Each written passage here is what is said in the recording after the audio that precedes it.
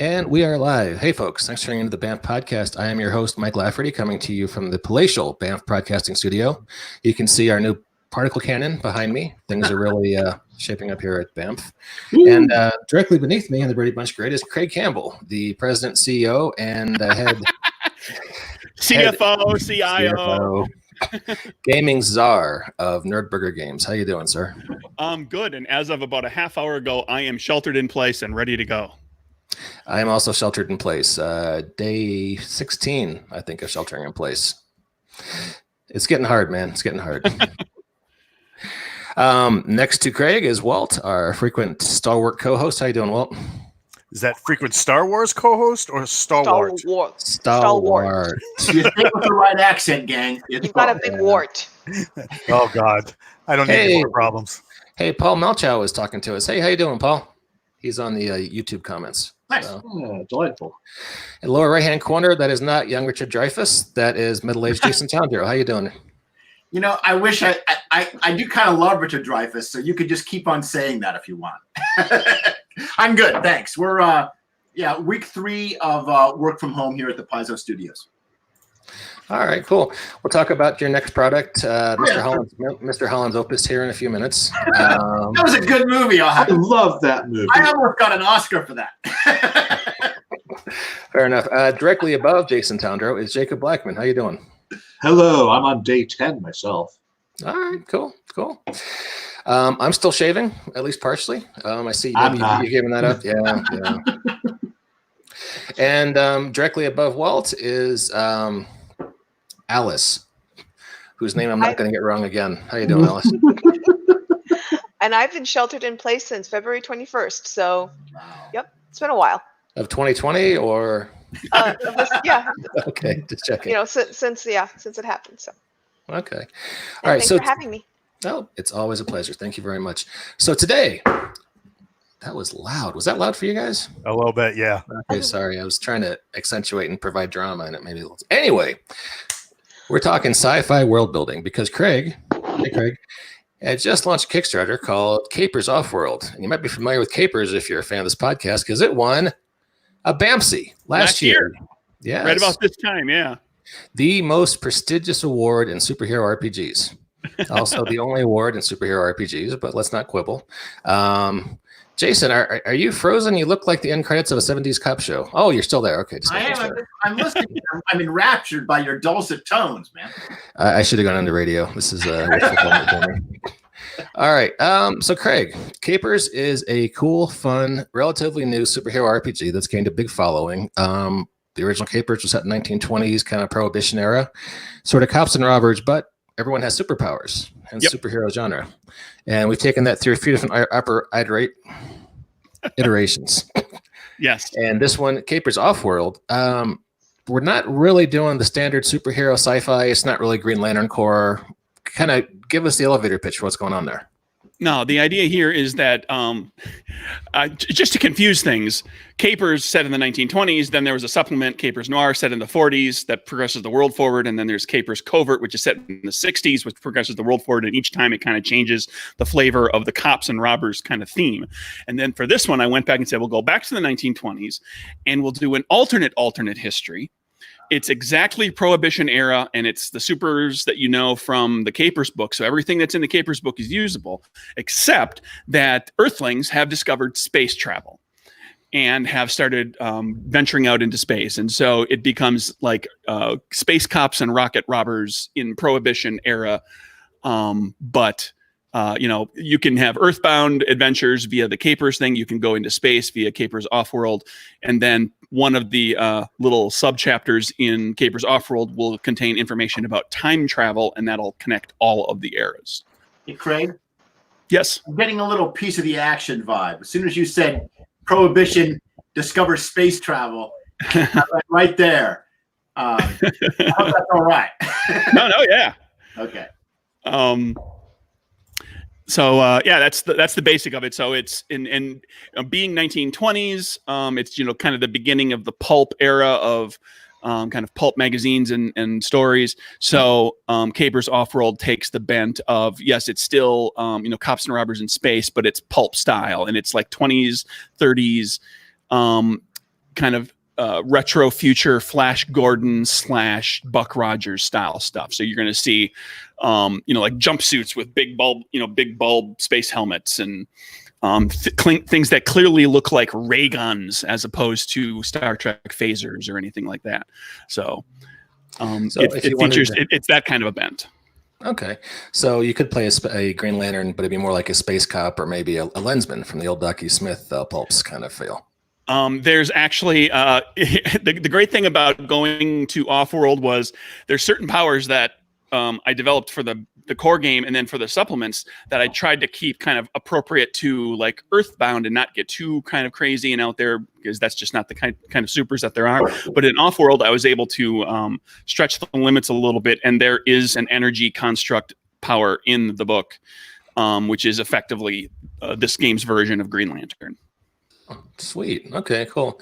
It's not nearly as powerful as the lanterns can do, but you can create stuff. The scale is just more human.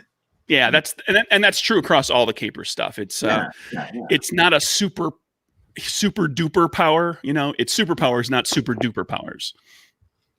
All right. Well, hey, since we're ostensibly talking about sci-fi game design, sci-fi settings, can you give us a little bit of it sounds like 1920s Prohibition era, but people discovered space travel, so we're kind of in that space pulp setting. Yep. What sort of changes did you have to make into the Caper's history, Caper's setting to take the setting in that direction? Well, you had to generate, a little galactic neighborhood of alien species that you can play. And the original game in the GM toolbox, it introduced the Orions, which were like an alternate Earth where aliens invaded Earth during World War I instead of it being the Great War between nations. So they're kind of incorporated into this as still being like the big bad guys of the setting. But you can also you can see the species you can play. You can play Cybins. There's a human on the left there, and then that's a Cybin, an Eglon, a Luxel, a Museri, and a Sklarn. And in keeping with kind of pulp era kind of space stories and space world building, it's you've got a hawk person and a lizard person, and then kind of like a variant on the gray, like the big-eyed, hairless kind of steward of the galaxy type. Sort of your David Bowie. Yeah. So yeah, like the archetypes for the alien species were kind of drawn from like the stuff that people did. Like any of these characters could be somebody in a suit. Like there's no monster, there's no alien that looks completely unhuman. Like you needed to be able to make this as a movie and put a person in a rubber suit. So this could all be in a Star Wars cantina or in a Flash Gordon serial. Yep. Okay. So this guy over here with the peg leg and the arm, is he like a pirate? I'm just saying that because he has a peg leg, and I'm an obvious kind of guy. He's a Cyban, and the Cybans are a species of people whose their planet suffered a terrible disease that ravaged their bodies, and so they developed mechanical augmentations to replace things, to strengthen their bodies. And then also in the midst of all this, there was a lot of fighting with the Orions, and so they've actually been displaced from their planet and now are living on space stations. So they're the friendly version of the Borg, but in 1920s pulp style. Okay, cool. I love the soaring 20s. Great. And for people welcome to the soaring 20s. Yeah, and for people who don't know how to play Capers but want to learn, BWK, Babies with Knives, the sister podcast of BAMF, is actually featuring Capers for our month. So you get to learn through crash courses and character creation and all that. Right on. So you can learn how to play. So how do you preserve the what I'm sure what you think of as the essential Capers, tabletop experience while going into outer space? Did you have to, carefully play test and try to rein things in a little bit, or was it more freewheeling than that? Well, I mean, at this point, I know the system well enough that powers usually come together pretty easily. So there was play testing certainly, but the powers didn't do anything too out of the ordinary that I was worried about. The spaceship combat took a minute to work out and kind of develop different roles for characters on board the spaceship. So you've got a captain role and a navigator role and a gunner role and things that they can do on the spaceship, and then other characters can function as like support roles, so that if you have a space combat, everybody's got something to do. Great. Do you have actual ships in it? Yeah, there's it's kept like a lot of Caper stuff is. It's kept a little bit on the generic side. The idea being that there's like, light freighter and heavy warship and a cruiser, and so there's kind of generic terms for things. But then each of the species kind of has their look for their spaceships. Like the Cybans are in big spheres. The Luxel are the big tall aliens. They have this really kind of neat design that Beth Varney came up with that has a very it's a very chrome silver kind of look, and has a sort of Art Deco styling to it. Do we have any of this art we can show off? I received some of this other artwork like really, really recently. I don't have it handy right in front of me, but I could probably pull some of it together. But I mean, there's the stuff that's on the Kickstarter pages. That was the stuff I got done before the Kickstarter, right? So like we're wrapping up artwork now. Do the ships have character sheets and stats? Not specifically. They have a handful of stats, but you don't need a big sheet to do it. Like you need just some basic information about the ships, and then you've got like basically mounted equipment that you can have. So you can have guns and boarding platforms and tubes, tractor beams, things like that you can attach to it. And you can also, there's a piece of equipment that you can mount on your, called a, what's it called? A power amplifier, where if you have like a beam type power, if your superpower is fire beam, you can make the ship fire a fire beam by channeling your fire beam through this amplifier. That's good. And it takes it up to like spaceship scale, and it allows the player to keep using the abilities that he plays the game to use. Like I'm the fire guy. That's why I'm playing this game, because I want to be the fire guy, and I'm in a spaceship. What do I do? And the answer is use your fire powers on the enemy spaceship. Yeah, that's great. That's good. Smart move. Reminds me a lot of the Blackbird view screen that lets Cyclops amplify his vision through it. Yeah, that reminds me, in War of the Realms Marvel, which I think maybe one other person on this podcast besides me has read, the Inhumans are going to war with various other factions in the galaxy, and they find a way to weaponize Black Bolt's voice. As a ship-to-ship weapon. So, that's a genius. Don't travel through space, but that doesn't. It's. Do I have to tell a guy with the handle Dr. Comics that it's comic book science? I just wondered if they came up with an answer for that, or if they. Of course, it was a paragraph like this long explaining it. Technobabble. They infused the audio signals with space traveling plasma and inverted the tachyon flow. And yes, reverse the tachyon polarity. That takes care of everything. Yep. All right, hand wavy. To get a dumb answer. All right. Sorry. Well, hey, Craig, you are doing like gangbusters, like you used to do with Capers. You funded in the first, incredibly short time interval. Well, and I did this much like the other games, the other books for pretty much everything that I've done for Kickstarter is I figure out everything's done and written, but then I take everything and I say, okay, I'm going to pull this out. I'm going to pull this out. I'm going to pull this out. What's the slimmest version of this book I feel is reasonable as a product? And that's what my funding goal becomes. And then stretch goals adds more into the book. So as we hit stretch goals, it's like, now you're getting more monsters. Now you're getting more powers. Now you're getting some alternate rules. Yeah. That's cool. So how long is the super slimmed down version?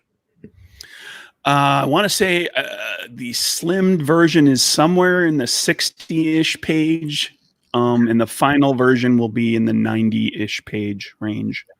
Wonderful. Well, congratulations, man. It looks great. Just quick question. I'm looking forward to it. Is there like a human government as a unified world body, or or are there different still competing nationalities, or how'd you solve that problem? I I touch on it, and I it's basically described very narratively, but there's not a lot of depth to it because the idea is to get these people in space and either perpetrating crimes or solving crimes. But it is discussed about which nations post World War I have kind of taken the forefront in space exploration. So there's nations that have done it. There are two organized crime gangs, Capone's gang in Chicago and the New York gang. That are actually like they're because they're so incredibly wealthy they can build spaceships basically, and then there's also a couple of corporate conglomerates that come together both American and outside of the U.S. that are there as well. So there's like cooperation between different companies or countries to pursue spaceflight. And everything, reaping the rewards of what they can find in outer space, whatever that may be, diplomatically or resources or whatever it is you're going to go after. And so, every world, the worlds that are presented with alien species on them are not presented like there's no colonization going on. That's not, it's too early for any of that rabble to really get rolling, and that's not what the game is about. Right. But then there's also planets that are in there that are not inhabited by intelligent species and that are just have animals and plants and monsters and things to discover on them. So what kind of crimes are we doing in Capers? What kind of crimes? Well, all the crimes that you can do in the regular Capers, because there's the importation of alcohol is illegal in the United States. So what about importing alcoholic drinks from some alien place and selling it at a really high premium at really exotic, expensive speakeasies where you want to try what the Sklarn tip back to celebrate here, this is going to cost you some money. So there's that. I mean, and it's crossed over a little bit too with just other, what you might be scavenging things from a planet. You might be bringing in something that is exotic and interesting, but is otherwise regulated in some way. Because, there is a fear of bringing too much alien technology or things from other worlds to the United States or to the US or to any of the other countries for that matter. There's, and then there's opportunists, of course. You can have smugglers and assassins and grifters, and there's all sorts of things that you can do with it. Is there a space bank for me to rob? I'm sorry, what's that? A space bank that I can rob? There are certainly space banks that you can rob. There's always banks, right? And there's and then I had to translate too to put it all in space credits, right? So there's a credit. There's a new table of gear and everything to cover the credits, because there is these Earthlings and their immediate neighbors that they've kind of made friends with have formed Star Corps, and that's the space cops. So if I'm Elliot Ness, I'm a member of Star Corps trying to track down bootleggers running juice from the Sklarn planet or something like that. That's what they should call it if it's from space. They just call it the juice.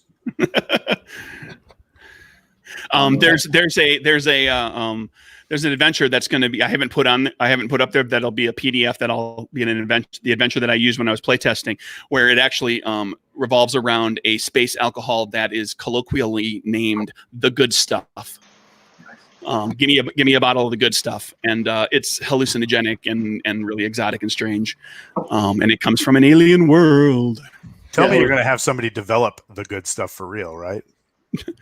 I got with all that fat cash that I'm making on this Kickstarter, I've got a team on it right now. They're on the Nerdburger yacht as we speak. Nerdburger. That's your first stretch goal, right? I got the yacht or the alcohol? I got the yacht back with Capers. The alcohol, then. The alcohol is the first stretch goal. There you go. Yeah. I'm thinking a nice brand of bespoke absinthe would really fit the niche for the good stuff. A nice shade of green. It's got to be an odd color, or just mix it with the right thing so you get some weird yellow or something. Yeah. So something I was going to ask is if you were going to have adventures that tie into your off-world capers, so you could help not only expand the line, but also the universe that you're developing off-world.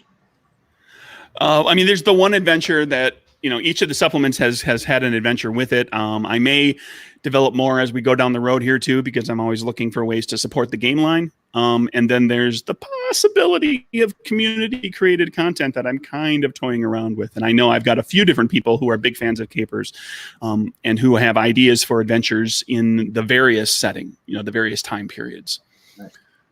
And then, of course, there's in the back of my head, there's a like an adventure path style thing that would take you across all the time settings, and into space at some point as well. But I don't know. We'll see. All right. Adventures supplements are a tough enough sell for a little bitty company. Adventures can be even tougher.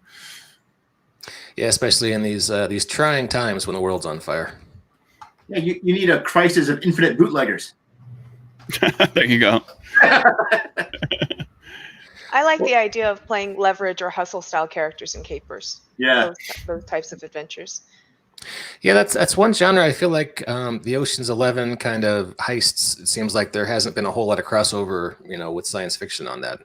I feel like Killjoys kind of scratches that sometimes, and there's a few episodes like the Train Job from Firefly. I felt like they were kind of doing some of that. Yeah, and So. I think those are some of the more fun ones to do. But didn't the original Buck Rogers, not the original, the 1970s Buck Rogers have a thing where he ripped off a casino?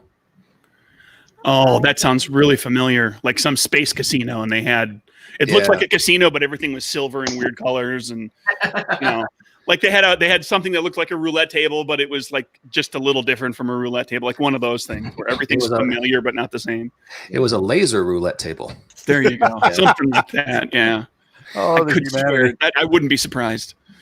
Hey, Jason, did you have a page for your the new adventure path we can but can't quite talk about?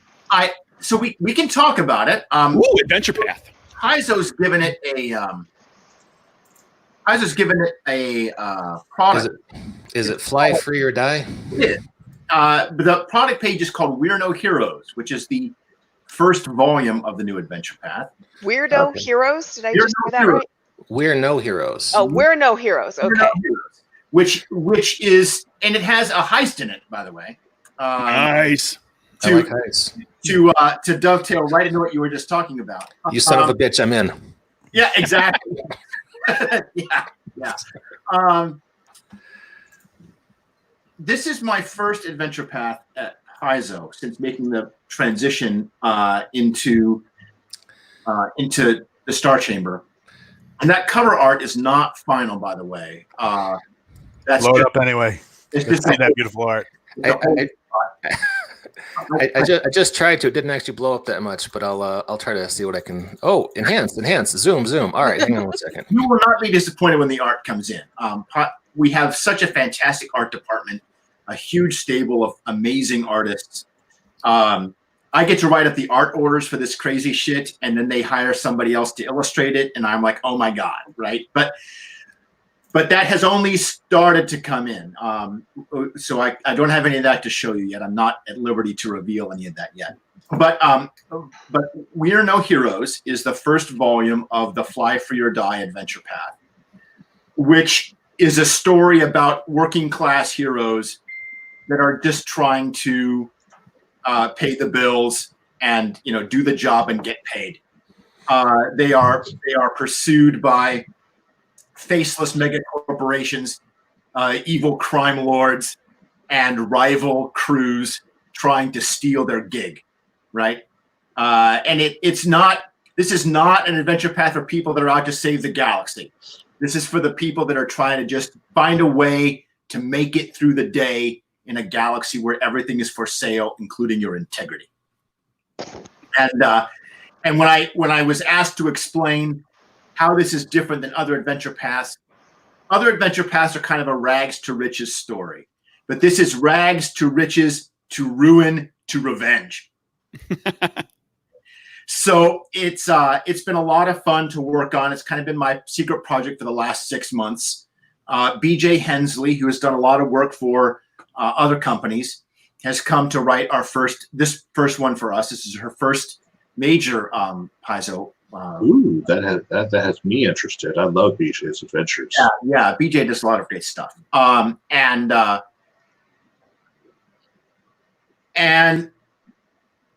this adventure path will, to get back to a kind of our topic, this idea of world building. This adventure path is very sort of episodic, so the player characters kind of travel all throughout the Starfinder setting, doing lots of different jobs on different planets, and of course every job goes bad, but always in a different way, right? They all go south, but in a different way. It's basically about the player character's struggle to kind of break free of all these people trying to tell them what to do, right? So if you liked Firefly, or if you liked classic Traveler, where you're traveling from one star to the next, trying to buy low, sell high. If you like EVE Online, for that sense of the economy. If you thought that Edge of Empire was the best Star Wars role-playing game in that Fantasy Flight game series, any of that stuff, this is for you. This is the kind of AP for you. So when can I exchange American currency for this game? November. I think the pre-order probably starts in October, but the first volume will not be out until November. Or you can make your life easier just by subscribing to all their adventure paths, and then they'll just send it to you when it comes out. No, we will totally send it to you in the mail. Thank you for that delightful plug, Alice. Yes, that's exactly You're welcome. Checks in the mail. Unfortunately, I've lost a lot of money to that subscription service over the years. As have I. I have been reading a lot lately about the early years of Paizo. I discovered that Lisa Stevens, one of the owners of Paizo, did this sort of monthly blog where she chronicled the entire history of the company from its founding back in about 2002, I think, up for about the 10 years up to 2012. And it's fascinating reading how we developed that subscription model that you're talking about, which has really become kind of the foundation of the company. And it's interesting how that subscription model influences what we can make and what we can publish and what we can't. These are all things I had never had any clue about until I was actually in the room making these decisions about trying to plan our product schedule for the next year or 2 years, and how much the subscription model influences that. It's really interesting. So I would like to be invited into that meeting sometime. I can wear a disguise. Okay, well, you gotta look like Richard Dreyfuss. Oh, no. Make him wear a hamburger because he's the Nerdburger. Come on, make him wear a hamburger costume. Actually, if you showed up delivering food, probably people would notice and let you in. The burger idea is a good one. I would go with that. I was really excited. I will not lie. Like when I applied for the developer job, because I was an editor at Paizo for about 1.5 years.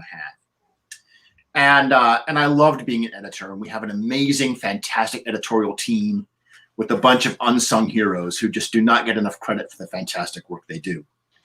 But editing was not a very creative job for me. And you know me, I've been a GM since I was 12, right? So I really want to get in there and start creating. And so when I got a chance to join the Star Chamber, I literally played The Room Where It Happens from Hamilton, like almost nonstop for about 24 hours, right? Because that was exactly what I wanted to do. I wanted to be in the room when these decisions get made about the future of the game. And Starfinder is such a new game still that there's still a lot of really important decisions to be made about it. It's not like Pathfinder, where every corner of Galarian has been nailed down, and described in a book somewhere. Well, speaking of, making your mark, and we're talking about world building. What you described to me isn't quite the 1978 Christopherson classic Convoy set in space, but maybe it's akin to that. There is a lot of Space Trucker. Okay. So how do we go from the epic space fantasy of Starfinder, which is kind of, let's say, fancy, to Space Truckers? So I and Keeley, Jason Keeley, my fellow Adventure Path creator, we like to use the word gonzo to describe Starfinder. It's got fantasy, it's got high technology, it's got everything in it, and kind of the crazier we can make it, the better. Craig, this is a very interesting, because you were talking about your concept of aliens in Capers, and you wanted to go for that person in a rubber suit look, right? Because it was part of your genre. We also have a real strong Cantina feel to Starfinder, but we went the other direction. We want to have all kinds of crazy aliens, but we wanted to have no budget in terms of like our special effects, right? So you can play a floating alien jellyfish. You can play like all kinds of crazy weirdo monsters, that aliens that are not humanoid or look anything even remotely like what you would see in a weekly television show, because nobody could afford the money, right? Could afford it. So with Fly Free or Die was a chance to, in many ways, go into an unexplored, undeveloped part of the setting, because although we have literally described dozens of mega corporations in Starfinder, we've never focused on what it's like to actually work for one of them, right? And so coming up with my version of the Weyland-Yutani Corporation, of the faceless company that you actually just call the company and everybody knows what you're talking about, that treats you like a number and just wants to make money off of your labor. Wait. I think we're hitting a little too close to reality now. Well, if you think that's an accident, you would be wrong. I'm a firm believer that games can help us understand the world we live in and each other and the human experience. I know that sounds really highfalutin, but I'm a former academic, so this is what you get, right? That's why I love games. I believe this very strongly. Yeah. I mean, people that say keep your politics out of gaming, gaming has never not had politics in it. Right? Just be subtle about it. Yeah. As Jacob and Walt will know what I mean. Comics have never not had politics in them, right? Tell that to Captain America punching Hitler in the face 6 months before we declared war. Right? Well, anyway. Or people saying that there needs to be more white people in the Black Panther comics, so the next issue has them beating up the KKK. There you go. My dad was a sheet metal mechanic for my entire life. He had a good union job. My mom was a secretary. This is for all of us who have to work every month to make our rent, right? Like that's what this is for. And so, so I wanted to explore that. And because, Mike, like you said, Starfinder has often been about pretty cosmic stuff, very, well, like our next adventure path coming up, is our high level at AP, where the galaxy is invaded by this giant, devastating Death Star alien weapon, and you have to find a way to stop it. Like, it's pretty high stakes stuff, And so for this, because everybody had taken up all that stuff, I got to write about a piece of the setting that really no one had really dealt with before. So, for example, the first volume is going to have rules for all that merchant stuff. Like, if you want to, how do you find a cargo? How much do you have to pay for it? How do you sell it? How do you find a seller? All of those merchant rules, like buying and selling stuff. People have been asking for that for Starfinder for 2 years. Like, what are the economics of owning a starship? Starfinder has never answered that question until now, right? So that was fun to do. Cool. Sounds like a good time. And assuming that our civilization still exists in November, I will give it a look. God, I hope so. And I'm trying to think what else is in there. There's a player's guide in the first volume too. So how to make characters for this AP with a bunch of specific backgrounds to tie you into the story. So I think there's 6 or 8 of them. And you just pick one, and then your character is going to have an automatic connection to one of the important recurring NPCs. There's a bunch of gear that first-level characters can use. It's done as a company catalog. So the company that you work for, and here's a bunch of stuff that you can buy.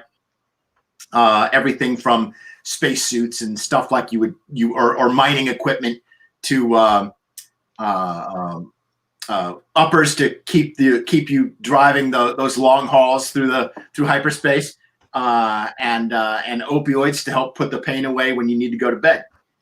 And and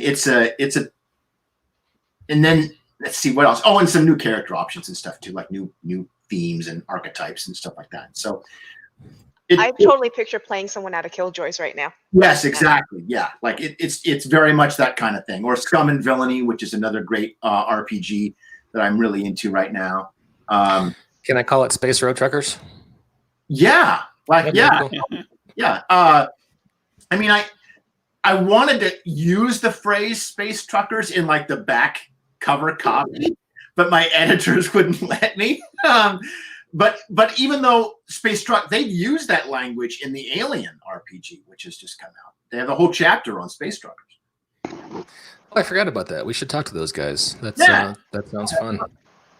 Hey, we would be remiss if we talked about Starfinder and we had Jacob on the podcast, and we didn't mention that Jacob and our friend of the podcast, Owen Stevens, are right now on Games on Tabletop, the other crowdfunding platform.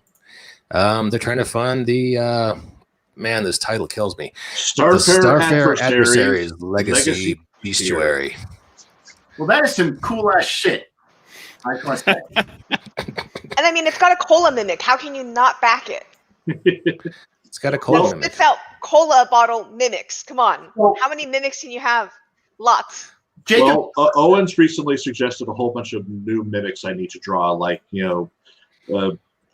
toilet mimics and VR goggle mimics that are eating people's faces. So, yeah, I've got a lot of mimic art to do in the near future.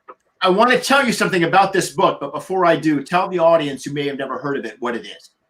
Okay, the Legacy Bestiary is my effort to convert as many classic fantasy creatures from Pathfinder into Starfinder.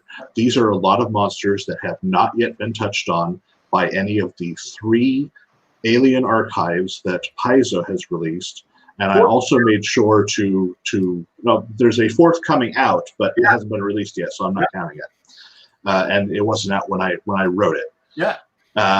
And also I tried not to include any of the monsters that are in the Legendary Games Alien Bestiary. So that way I could put in as many creatures as I could that had not already been converted to Starfinder. Yeah. And I've got over 200 creatures in there. Owen's done a little bit of writing on it, but that was mostly based on a few suggestions that he had of things he wanted to include. Like I wanted to make sure to have fun things like mimics in there and update them. And he said, "Ooh, put a starship mimic in there." And I drew it, but I'm not familiar enough with the starship rules, so he wrote up the starship mimic. Little things like that. I'm really looking forward to people's reaction to how some of these creatures are going to have changed from their fantasy counterparts to their science fiction counterparts. So I have to tell you about a meeting that we had in the Starfinder team when we were brainstorming future books. And one of the members of the team proposed exactly the book that you have just done, right? And we decided not to do it. Mm-hmm. So what that means is if any of you out there ever want to see this book, like, you have to buy Jacob's because you're not going to get it from us. We're never going to do it. Paizo's never going to do it. But And use it with the upcoming adventure path. Yeah. I mean, but go back to, you were talking about how you picked monsters that weren't in this other book. Mm-hmm. Did that involve some hard cuts? Did you lose some monsters that you really wanted to do? Yeah, because they had already taken care of some major things. Like they had already done things like chitons and aboleths. Several really classic creatures. Certainly alien, but not some of the more famous fantasy monsters. They hadn't really touched on a lot of the demons, devils, and extraplanar creatures. So I had a lot of fun converting those. Yeah. And a lot of more traditional mythological monsters like manticores and chimera. Those hadn't been done either.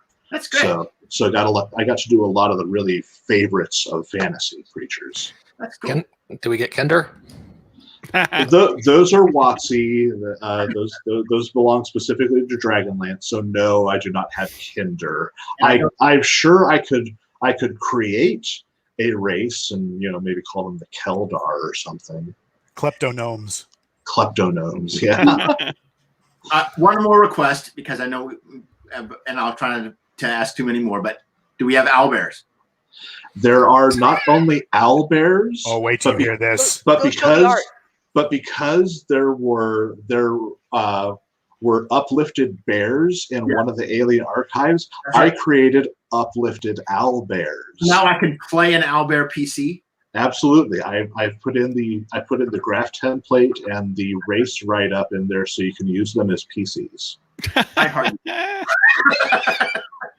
And I gave them this wonderful background too, because they were basically created to be genetically engineered soldiers, but they still have that rage and anger that all owlbears do, where they just want to tear things apart. But now they've focused it. They have focused themselves on going out into the galaxy and stopping unscrupulous scientists who are performing illegal experiments on animals and creatures. So owlbears are leading this crusade of genetically augmented and uplifted creatures against evil scientists. The Owlbear Crusade. I love it. So the first piece of art I did was this one here, who's the Owlbear Crusader with his plasma sword. That's great. Did you? Yeah. I don't know if you noticed, I didn't play the obnoxious 80s soundtrack, but I had a little video slideshow I'd made of some Jacob's art from this project, and it included the owlbear. So we love the video. We were grateful for the no sound. Yeah, sorry. All right. Well, hey, I have to get back to the digital salt mines where I get my mortgage money from. So, any closing thoughts before we wrap things up, folks? We were supposed to talk to Walt about his sci-fi book real quick. Next time. I was having more fun talking to everybody who has beards. But you notice, right? Did you notice that Alice and I don't have beards and we're in the middle and everybody else is on the bookends? That doesn't matter. What's that? Well, that we don't have beards? That was an Eric the Viking joke. Oh. Now you have people with beards on one side and people with mustaches on the other. That doesn't matter. Thanks for having me on, gang. Well, Hey, maybe you go and back Craig's Kickstarter, and if you need to learn how to play capers, check out Babies with Knives, because we are all month long we're teaching you how to play. Yep. And if you like OSR, you like sci-fi, check out the White Star System and Hazard Studios products for Hunter's Moon. If you like the show Killjoys, these are some great adventures to pick up. Mm-hmm. So hey, we managed to get in there. So thanks for tuning in, folks. Catch you next time on the BAMF podcast. Raw. Bye, everyone.